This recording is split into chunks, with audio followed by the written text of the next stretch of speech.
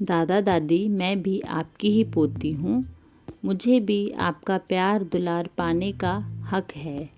नमस्कार जी। हमारी आज की कहानी है नन्ही निशा की, जो महज 4 बरस की है।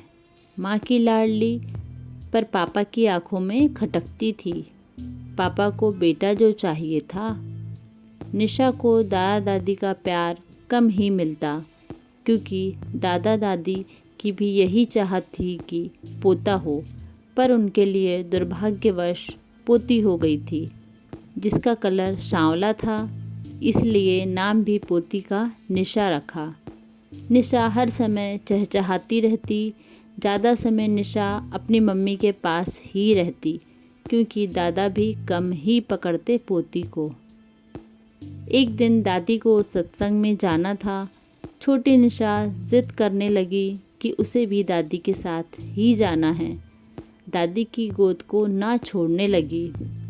मजबूरन दादी को निशा को भी साथ ले जाना पड़ा। वहाँ जाते ही दादी ने निशा को छोटे बच्चों के खेलते झुंड में छोड़ दिया, जिससे निशा भी बच्चों के साथ खेल लेगी। दादी के सत्संग सुनते सुनते 3 घंटा कैसे गुजर गया पता ही नहीं चला। जब सत्संग खत्म हुआ तो दादी को याद आया कि निशा भी साथ आई थी, तो उसे लेने उसी बच्चों के झुंड वाली जगह गई। देखा तो निशा ज़मीन पर बैठकर रो रही थी। शायद भूखी थी और प्यास भी लगी थी, पर दादी ने यह सब ना सोचकर उसे उठाकर घर ले आई। जैसे ही निशा को माँ ने देखा, वह देखते ही रह गई। नन्ही निशा पसीने से लथपथ थी। माँ को देखकर तुरंत ही गोद में आ गई। माँ समझ गई कि निशा ने बहुत देर से शायद ही कुछ खाया हो। माँ ने तुरंत ही निशा को दूध पिलाया। दूध पीते ही निशा सो गई। अब रात होने को आई थी कि निशा ज़ोर ज़ोर से रोने लगी। माँ ने छूकर देखा तो निशा का बदन बुखार से तप रहा था। तुरंत ही पति से कहकर निशा को डॉक्टर को दिखाया। डॉक्टर ने दवाई लिखकर दी और इस बुखार का कारण पानी की कमी बताया। निशा की माँ तुरंत ही समझ गई कि सासू माँ ने उसकी बेटी निशा का बिल्कुल भी ख्याल नहीं रखा, इसलिए उसकी तबीयत बिगड़ गई।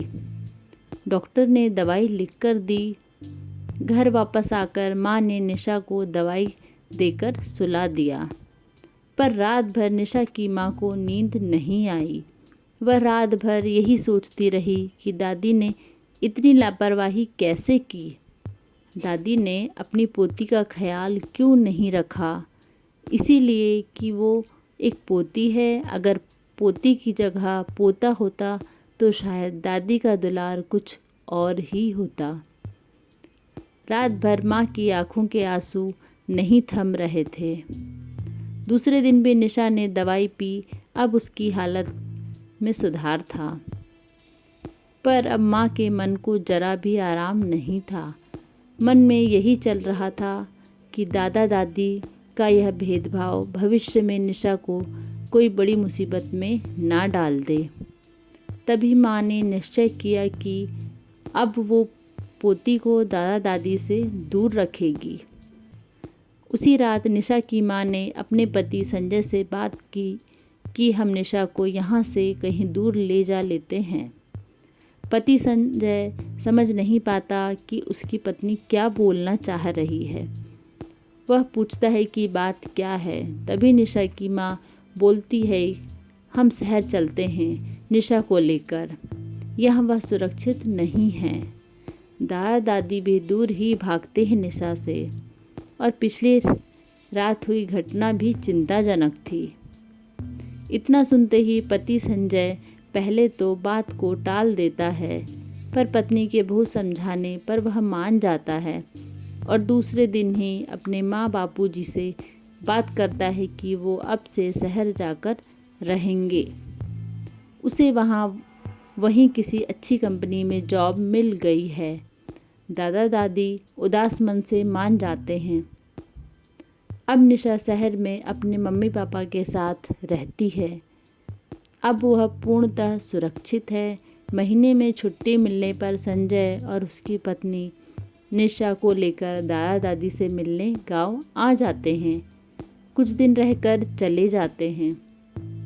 दुर्भाग्यवश कुछ घरों में आज भी बेटा बेटी में भेदभाव है, जो पूर्णतः निंदनीय है। हर नागरिक को यह समझने की ज़रूरत है कि बेटा बेटी समान हैं। कहानी पसंद आए तो लाइक सब्सक्राइब ज़रूर करें। धन्यवाद।